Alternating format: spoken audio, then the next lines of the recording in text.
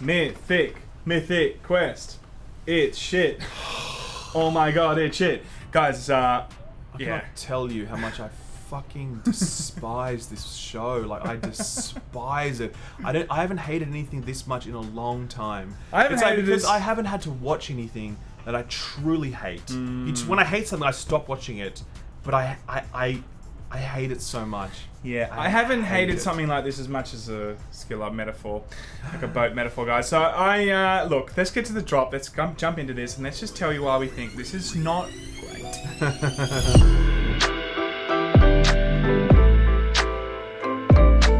Mythic Quest. What is Mythic Quest first? Okay, Mythic Quest is ultimately, guys, it's about a dev studio. They've got a successful MMORPG. It's called Mythic Quest, and they're just about to do their next DLC. It is pretty... look, it's an interesting concept. Let's be real. Very interesting concept. Such a ripe concept. You could do so many great things with this. And not many other... I don't think it's ever come along before, and I think that if they got it right, there's a huge market for it. They did not get it right. Oh my Let's god. start there. They got it so spectacularly wrong. There's nothing about this show I do not hate. Apart from episode 5, which we'll get to. Episode 5, which we'll get to, which I don't even consider part of this show. 100%. It's completely separate. It's DLC. It is the DLC drop. That saves That's it like, not slightly. even saves it. It's a completely separate offshoot made by a separate studio. Yeah, and they had... Anyway, so look. Yeah. Obviously, this is from the guy that does Soy Sunny in Philly. Yep, and it's produced also by Charlie Day. He was the funny, like, little crazy guy also on there. With the white the whiteboard guy. So look, I was very excited to see what this was going to be, but Iron Grimm, the creative visionary of the studio, he's the main character. Yep. I wouldn't say that. I don't think there's a main character. I feel like, okay, he definitely, the whole plot is surrounded by what he's looking to do with the company, and then how everyone clashes with his vision, or they clash with everyone everyone clashes with everyone else over the stupidest thing.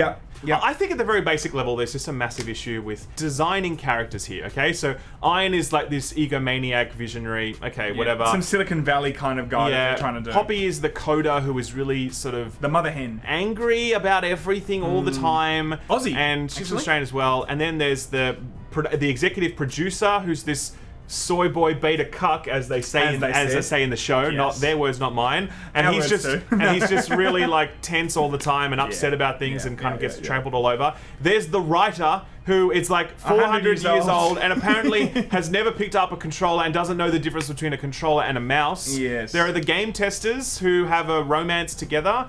Am I missing anyone? There's the community lady. She's the one character I like. The lady, the community manager. How they stick her. Anyway, she's actually quite stuck in the funny. basement, and there's a realism to like her life. Insanity, and whatever. Insanity. No, but I do think that firstly, it had very community-esque vibes in terms of like. The monetization guy as well. Yeah, the monetization guy. He was also in Community. Yeah. Now this has a community-esque vibe for me because it's like a bunch of guys all coming together.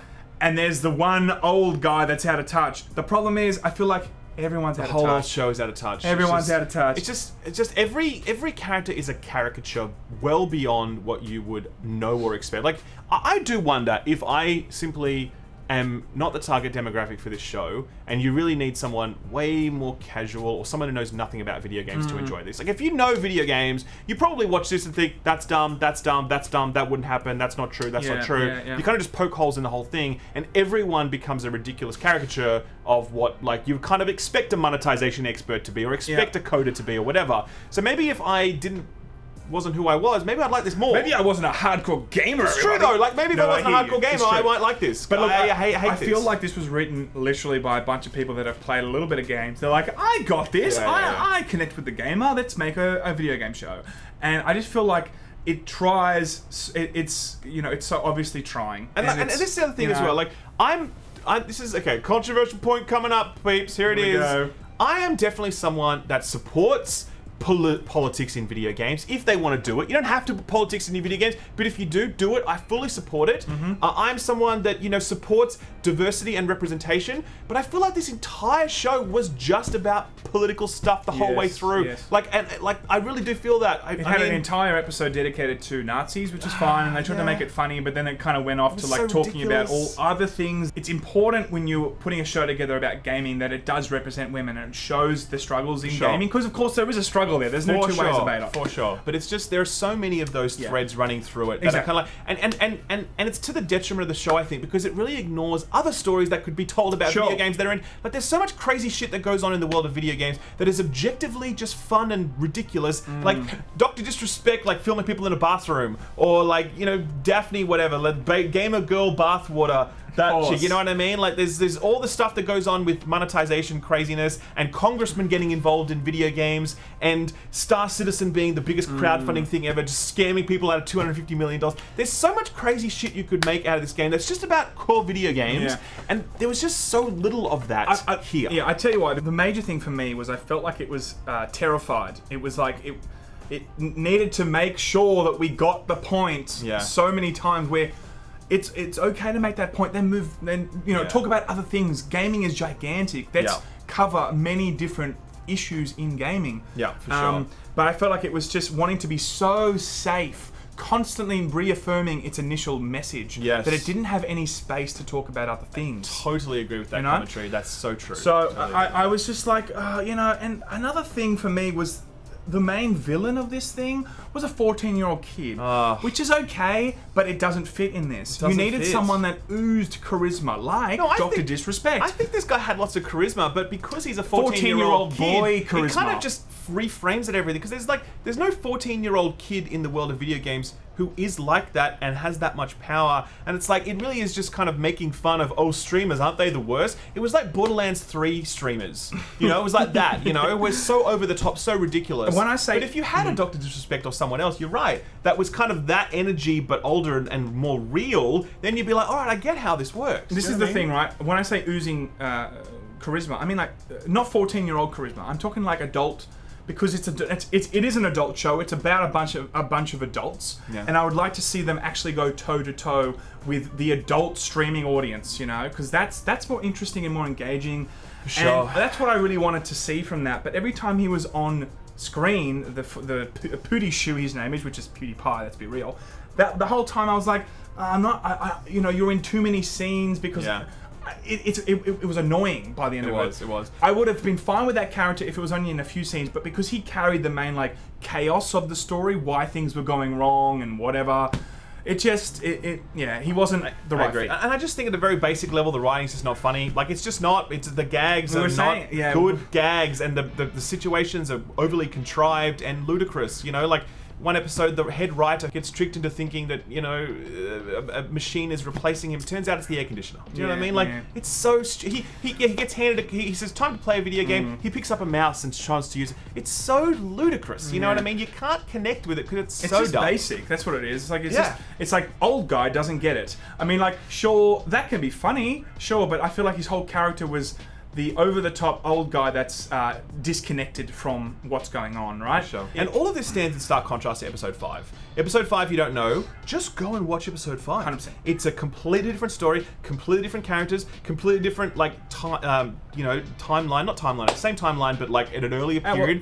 It's a different timeline. It's actually in the 80s, and it's about a young couple that are like really passionate about video gaming, and they want to start their own company. It goes through the highs and lows and the rags to riches story, and that's all we'll say. Go and watch it. It's a really great 30 minutes of television, 100%. and it shows the kind of, it's funny, but not all of it's funny, but some of it certainly. But it's real funny. It's real funny though. It's real characters. It's real stuff, and you're like, make this show, man. I would have watched that story for sure. It's such a shame that's for adults. This is for, I don't know who the fuck this is. This is for the Big Bang Theory crowd. If you think Big Bang Theory is funny, you should watch this show. Yeah, it's it really honestly good. feels like it went from Big Bang to Sopranos writing real quick, and then it jumps back. Yes, it does. It goes from like giving you this kind of thing, and then it goes to like, guys, we're going to tell you something serious and real and deep and like honest and worth watching. Totally. Oh, but that's only one episode. Let's go back to the shit. Let's go to the and then garbage. the whole other rest of the season, you're like, when am I returning to that story? Yeah. Oh wait, I'm not.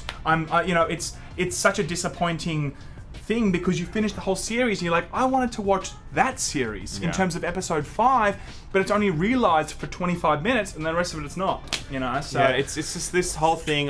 Please delete it. I hate it so much. I honestly have never hated watching something more than I hated watching this. Yeah. It was just I really did. And look, I know some people have said to me, "Hey, I liked it. Cool." I'm not saying you're wrong. As in, like, We're just saying you're wrong. I'm just saying No. I don't like it. Yeah. Okay. And You can have your I opinions, despise of it. And I feel like there's a chance to make a really cool television show about video games with actual real characters and actually embody what goes on in the world of video games and the actual tension that takes place. Just as an example, the community manager character, she's shoved into the basement for some reason. There's a real opportunity for her to be on the floor with everybody else, and she's kind of like bringing different player perspectives and stories and whatever else to the fore, but she's not. She's shoved in the basement. The only real player stuff we get is this PewDieShoe guy. Yeah. And I think it's just a perfect emblem of what's wrong with this whole thing, where they're like, we can't really face the reality of video games. We can't face the reality of what communities say about them and the stuff that goes on. We put that in the basement. Up the top, we focus on all the garbage and the nonsense and the stuff that's absurd and would never take place. That's what this show is, you know? Yeah, it is renewed for a second season. I don't think it's going to be renewed for a season 3. Hell no. I just don't think. I just hope that they find the actors that did the episode 5 and they make a show with them. Show. And that would be fun. Sure. And that would be great. That and I would be watch so it. good. Anyway, guys, that's Mythic That's it, Quest. It's awful. It's surely awful. And just watch season episode watch 5. episode 5, Honestly, that's just it. watch that. You would have been. Yeah, It's very good. That's really good. Anyway, we'll see you guys later.